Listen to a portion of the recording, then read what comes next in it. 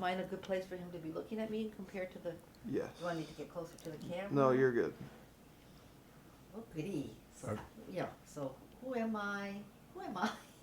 As of self, sweet, you know. Who am I? And remember that movie, Quo Vadis, which is Latin for where are you going? Which is, the other day I found it in the Old Testament. An angel was talking to Hagar, who had fled from her mistress, and she was in the desert, and an angel appeared to her and said, you know, don't be afraid, and took care of her. So back to the question, as of self. Now I think that if you ask me, give me one concept from Swedenborg that would have the greatest effect on a person to know and know fully, I would say as of self. And it's a totally new idea that did not exist until Swedenborg wrote about it, and of course doesn't exist yet because almost nobody knows about it today, right? But when I encountered it, I immediately realized the significance of it. So it replaces the self. So we have two concepts here to contrast. Self, as of self. Now, self is illusion, as of self is reality. So basically that's a summary of how to understand the two. So everybody has a self. Swedenborg used the Latin word proprium, which means one's own, one's own. So the self is what we experience as one's own, our own. That's myself. Who am I? It doesn't make sense to ask myself, who am I? Because I am me. I am the one who's asking the question. I am the one who's thinking about it. There. So Swedenborg points, first of all, that because you are aware of what you're thinking, it proves that there are levels of thinking. Because he said, rationally, logically, nothing can observe itself. Nothing can observe itself. So observation has to be outside, objective. That's what objective is. So because we can observe our thinking, it proves that organically the mind is an organ and functions at levels. Just like the body is an organ and you have the circulatory system and the respiratory system and the digestive system, and those three systems must act together. We also have the sensory motor system. So it's exactly, the body has those systems because the self has those systems. So the self has a circulatory system, the self has a respiratory system, the self has a sensory motor system. What is the self then? People don't know. Okay, so this is the secret that Swedenborg revealed. The secret of reality. When we're born with two bodies, two worlds. So why do I say two bodies? Because the mind, it cannot exist in a physical plane. Thoughts are not physical. They're not like molecules of matter. So very logically, I had to realize immediately that that reality is dualism. There are two worlds. And Swedenborg made clear a description of what those two worlds are, excuse me, because he was able to live in both worlds simultaneously for the last 28 years of his life, until age 82 when he left this world for good and never came back. But he was in both worlds simultaneously. So he wrote about 37 volumes describing those two worlds. Now, it turns out, I quickly realized that that world is the mental world. So one world is the physical world, and what's the other world? Now, he called it the spiritual world, and a lot of people talk about it as the spiritual world. But some people call it the psychic world. Now, I call it the mental world. Either way, every thought, sensation, and experience cannot exist in the physical body, therefore, So when we're born, it's necessary for us to already have what he called a spirit body, or a spiritual body, or what I call a mental body, which is a substantive entity made of the substances or matter of the mental world. Now comes, wow, the substances of the mental world. Yes, because otherwise it cannot be organic. If anything is organic, in other words, is an organ with functioning parts, it must be made of something. And if it cannot be made of physical matter, then what is it made of? Okay, switch over to dreams. What are dreams? Okay, I dreamt last night that I was walking on the beach. You know, what beach was that? What was that beach made of? It wasn't made of physical matter, because it was a mental experience, my dream. Or if you can just imagine the beach, it's the same thing. So these are objective, because mental experiences, mental thoughts, emotions, what are they made of? So they must be organic substances made of the spiritual world. And so Swedenborg revealed something that no one knew. No one. Namely, there is a spiritual sun, just like there is a natural sun, and the two correspond to each other. That's why a child can really understand this dualism much better, because it hasn't learned all the gibberish and all the materialism that stands in the way. And children, my experience, children are very responsive to knowledge that Swedenborg brings us, much more so than when they grow up, just like my own children. And then they kind of leave it afterwards when it becomes inconvenient. Namely, oh, you mean I have to be responsible for who I am? You mean I can't be whatever I want to be? That's it. So spiritual growth is the growth from the self to the as of self. So the self is a body, a spiritual body that contains all our sensations and experiences. At death, the physical body is then detached. So nothing changes as far as ourselves. And Swedenborg, who has witnessed thousands of people waking up, about 30 hours after the body is detached or dead, they feel absolutely no difference. Half of them, he says, who are materialists, deny that they died. And they want to know what kind of a plot put them in this island that they don't understand what's going on. So it's really amazing. But the spiritual world is something that we're very, very familiar with, because it's who we are. So the self does not live in this world. The self is born and develops and lives and never dies in the spiritual world, because we are born immortal. So everything in the spiritual world is made of the spiritual sun, which is immortal substances from God. So for instance, life. What is life? So we are organs of life. We are not life. And we don't have life. Just like a computer or an appliance doesn't have life until you plug it in. Unplug it, it has no life. Right? So we are online and we're plugged in organically. And as soon as God removes, or should God remove the line, we're no longer alive. So life is not something that we have. Now the self has the illusion of unreality, that life is mine, what I think is mine, what I accomplish is mine. It's a kind of a fiend. And Swedenborg describes the self as, when it looks detached from the physical body, therefore no longer covered up, black, like burned wood, black. No, inhuman. Scary, deformed, ugly.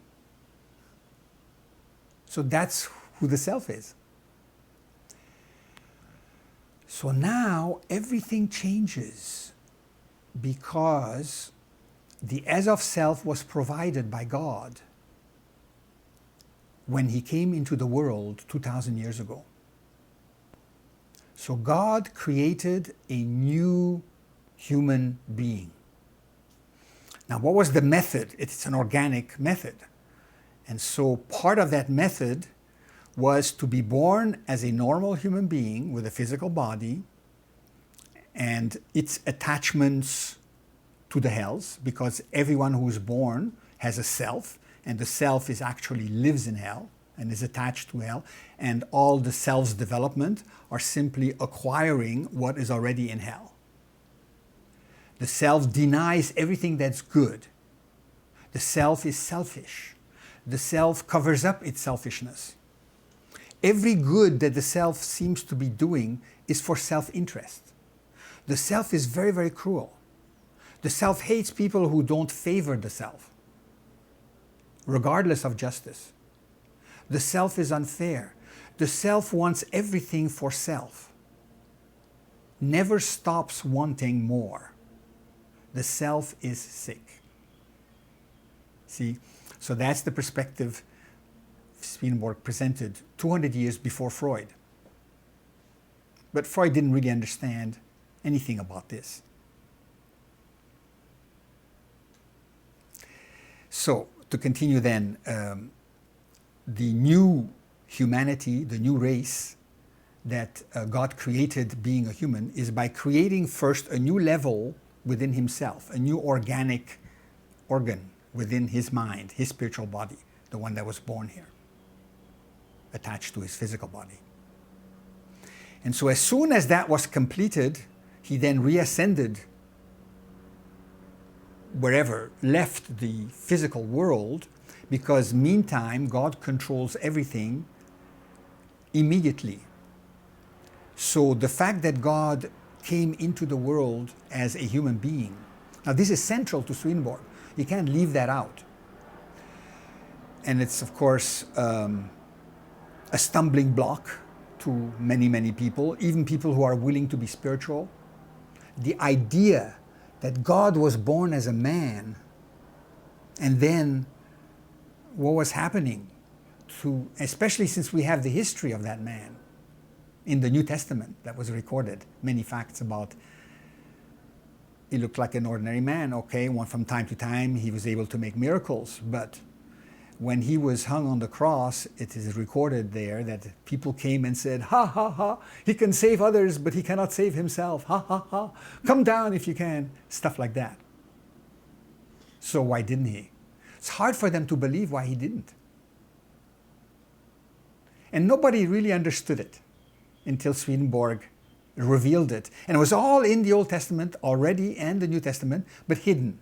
Hidden in the, what he calls the correspondential meaning. So that's the other big concept that Swedenborg has, other than the as of self, that is earth-shattering spiritually, is that there are all these secrets, scientific secrets in the Old Testament and the New Testament. And in fact, I believe in every sacred scripture. Because I did analyze a little bit the other sacred scriptures, not from the Western tradition, and found similar correspondences, though not in the same development. So, there, now we are able, through this new organ that God created in the human race, we're born with it. Since then, every human being was born with it. We are able to create an as of self. So this is called the interior of the rational. So we have our own rational, that's myself. Now the self has to die, give itself up. And now it becomes an as of self. What is the as of self? The as of self is something that, it's a personality that comes into you from heaven directly. So it impulses you, it gives you thoughts and feelings from heaven. And so you have a choice of living out your life with those new thoughts and feelings, or go back to your old thoughts and feelings. And so that's going to be the battle for the rest of your life here. And God keeps you here until that battle is over. Sometimes people seem to be going real fast, like babies. They didn't have a chance to, but they have their battle on the other side. So as soon as they wake up, they have their loving surrogate mothers that raise them with other babies, because there are millions of babies die every day, all the planets, not just this one. So they have a whole system of taking care of babies and raising them to be good people. So you gotta you know, it's a tragedy when your baby dies, when your own baby dies, but you have to take it into context. And a lot of parents who are religious, for instance, say, oh yeah, she is with Jesus in heaven, and they're happy. Well, it's true. They are with the angels, mother angels, and they're being raised there. And then when they reach a certain age and they have been educated, they have a choice. They make all the choices of rejecting what they were born with, becoming aware of their inheritance, which is mental, which is a tendency towards the hells. And the hells is when the self looks down, but the as of self always looks up. And that means the as of self receives good things, pure things, loving things. The as of self, if you live your as of self life, you begin to see that you're cruel. You don't want to be. Your conscience begins to bother you. And that's another way of calling the as of self, is your conscience. Because that's what it is. It's a new will. The Christians call it a new will from God, from the Lord, a new will. Regenerated, the new Christians, new church people call it regenerated self, or as of self. But it's regenerated. It's the regenerated proprium. It's the old proprium must die. Just like it's written in the New Testament, the seed must die in the ground before it can give its fruit. So you have to be willing. It cannot be cut off. The Lord cannot take away. God cannot take away anything that you love. And we are so attached to our hellish loves. We want to be favored. We want to be successful so that people could admire us. But an as of self wants to be successful to be able to do more help, to be more helpful in their abilities. See, the as of self doesn't mean giving up ambition, giving up not wanting to be rich. It all depends why. Everything depends on why. Why do you want to be rich? Why do you want to support this person? Why do you not want to support this person? Why do you want to do these things is where the intention, the conscience is, and which is either from heaven or from hell. So what we need to do is, if it's not from heaven, we need to reject it. And so that's my daily battle, has been for 20 years, every day.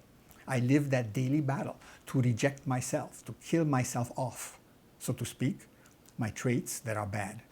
And so the new trait can then enter. But the new trait cannot enter except as a thought, as a distant, yeah, I'd like that, but it's far outside of me. It's not inside of me. If it's going to enter inside of me and be real in my feeling and intentions and behavior, then I have to first kick out, repress, reject that contact I have with the hells. Because what is cruelty or what is self-love? Right? It's just a contact with a society in hell that specializes and caricaturizes everything as that. And there's a hell for every evil little emotion, you know, and we just connected to it. So we got to pull the line. And then the heavenly one gets plugged in. So that's it. So there's no really big secret. The first step is for you to accept dualism, that you're born in two worlds and that you are not really of this world, just like the New Testament says. You are in this world with your body, but you're not of this world and not in this world. Because where we are is where our heart is, which is our thoughts, our sensations. When we look around, what do we see? We see objects. But these objects are just material. It's not the object we see the picture we have of the object, and we react to that picture from our brain into our spiritual brain, and from there into our sensations at the various levels of analysis and reactions. And that's the real person, the real self, is the as of self, not this self, which is an illusion. Okay.